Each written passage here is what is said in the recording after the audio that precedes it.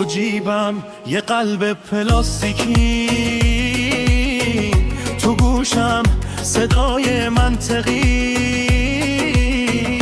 میگی که آرام باش تحلیل کن،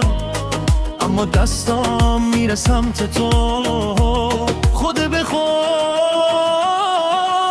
من یه ربات دل به هم ریختم،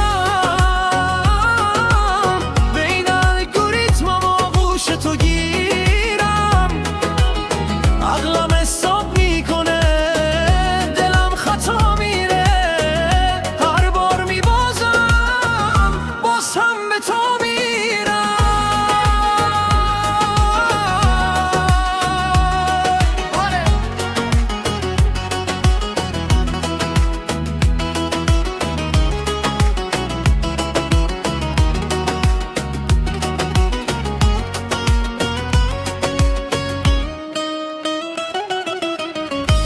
میخندی، زمان از کار میفته، ساعتم ریس میشه، هیچی گفته نشده، میپرسم دوستم داری یا حدس میزنم، جوابت مبهمه ولی میپرم تو چشمات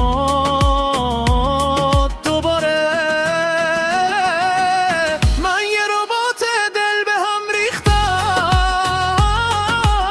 بین تو گیرم، عقلم حساب میکنه دلم خطا میره، هر بار میبازم باز هم به تو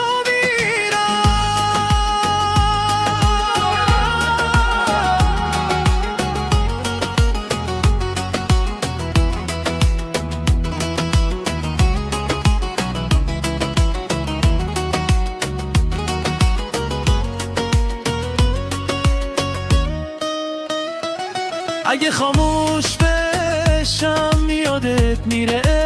اسمم، اگر یاسارت شم از میخوامت مثل قبل، هرچی کد نوشتم پاک شد با یه لبخند، تو جواب خطایی که دوست دارم بمونه همینقدر بلد.